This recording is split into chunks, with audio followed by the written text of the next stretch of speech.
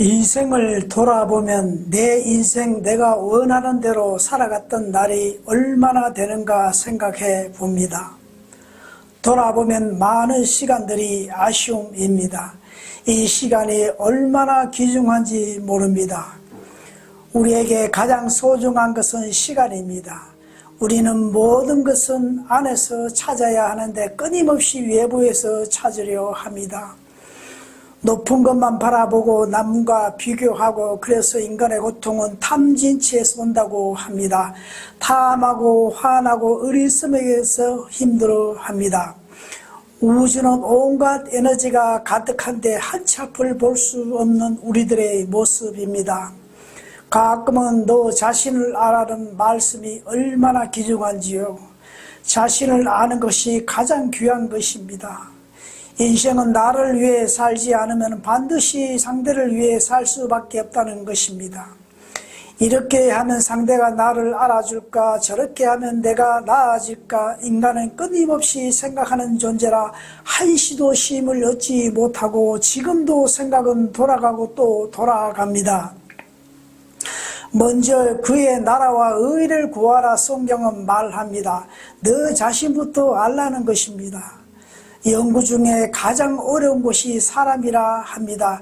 보이지 않는 우주보다 사람은 알기가 더 어렵다고 합니다. 과거 인간 몸 세포가 30조 개라 했고 세월 지나 60조 개라 했는데 지금은 100조 개라 하며 그 속에서 의식이 다 다르다고 합니다. 그만큼 인간에게는 알지 못한 무수한 에너지가 존재함을 말합니다. 성경에도 하나님은 우리 마음에도 있다고 하고 부처님도 누구나 인간은 부처라 합니다. 즉 인간 자체가 하나님입니다. 인간 자체가 최고의 큰 에너지입니다. 그래서 나를 아는 것은 최고의 발견이고 최고의 행복이 됩니다.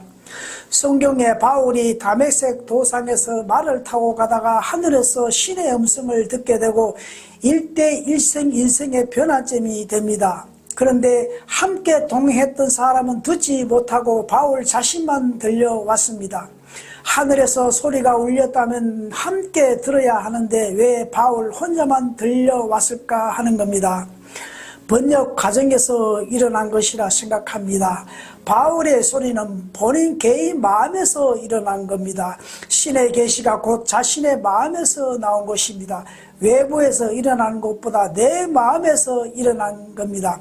성경에는 이러한 일들이 자주 나타나는데 함께 있는 사람은 아무것도 들리지 않지만 개별 듣는다는 것입니다. 개인 의식에서 일어나는 것입니다. 인간의 빛이고 에너지고 우주이고 하늘이기 때문입니다. 하늘에서 들렸다 해도 틀린 것은 아닙니다. 의식의 문제입니다. 남이 나를 칭찬해 주는 것보다 내가 나를 칭찬하면 배가의 효과가 있습니다. 남에게 잘 보이려면 평생 남 종노릇하다 인생 마감합니다.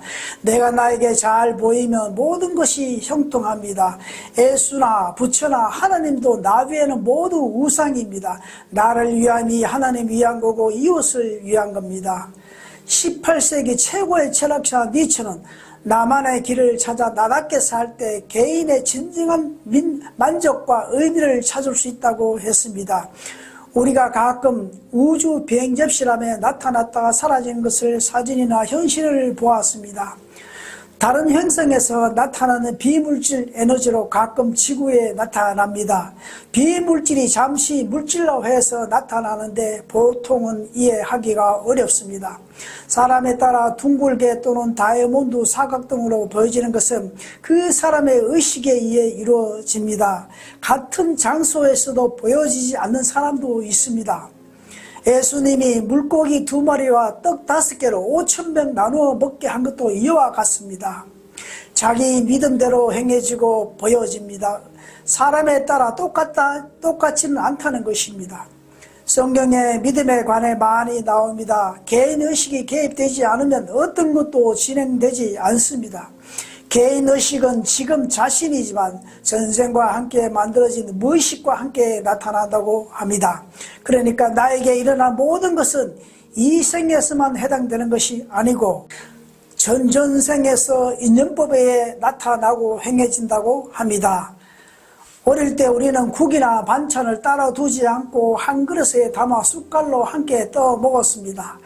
그런데 신기한 것은 상대가 아무리 큰 질병을 갖고 있더라도 나쁜 것은 옮기지 않고 좋은 에너지만 끌어온다고 합니다. 과거 로마 원로인들이 공중목욕탕에 자주 이용하는 것도 서로 좋은 에너지를 끌어오기 때문이랍니다. 부부가 다투고 공중목욕탕에 다녀오면 나쁜 기운은 없어진다고 합니다. 이것을 일찍 깨달은 일본은 남녀 함께 공중목욕탕에서 많은 시간을 통해 서로 좋은 에너지를 갖는다고 합니다. 부부가 함께 목욕하면 여러 가지로 몸에 좋다고 하며 몸이 아픈 분은 공중목욕탕 자주 이용하면 효과 있다고 합니다. 인간 영혼이 스스로 존재하는 에너지에 삐치기 때문입니다. 원래 인간은 전지전능 모든 것을 품고 있다고 합니다. 물을 보면서 칭찬하면 물의 모양이 이쁘게 바뀌고 밥을 먹을 때도 감사하면 건강에도 좋은 것은 인간이 신이기 때문입니다. 모든 것은 내 안에 다 있습니다. 성경 창세기 1장 26절에 하나님이 가라사대 우리의 형상을 따라 우리의 모양대로 우리가 사람을 만들고, 여기서 하나님이란 개체를 설명하기 위해 붙여진 이름이고, 우리란 영혼을 말하며 사람이란 지수, 화풍, 물질을 말합니다. 즉 우리가 사람을 창조하고 우주를 창조한 장본입니다. 우리 인간이 얼마나 위대합니까? 흔히들 우리는 믿으면 된다, 놓아버려라, 잊어버려라 합니다. 그렇게 말로써 이루어지면 얼마나 다행이겠습니까? 석가모니 부처님과 40년 함께 해도 못 깨우치는 제자도 있고, 성경의 예수님과 함께 동행하며 수많은 이적과 기적을 체험한 제자도 예수님과 함께 죽겠다고 했지만 마지막에 다 도망갔습니다.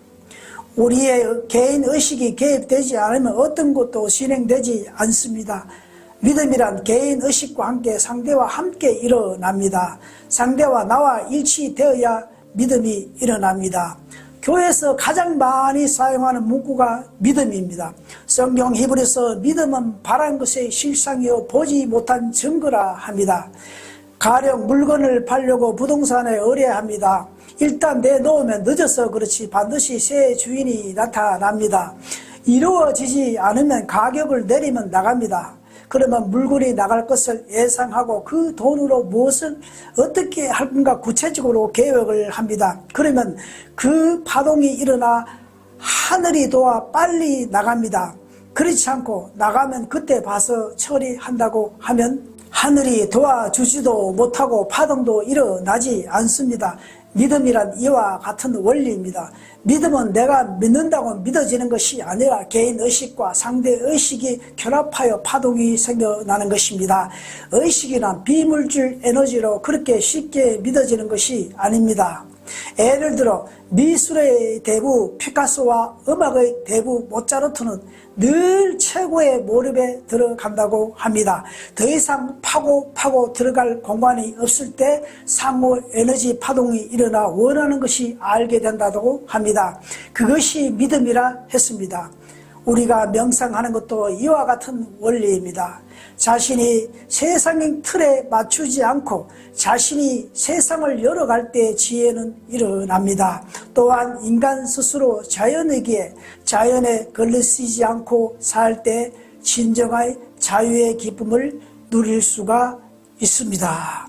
오늘도 함께해 주심을 감사합니다. 덕분입니다. 우리 모두 희망입니다.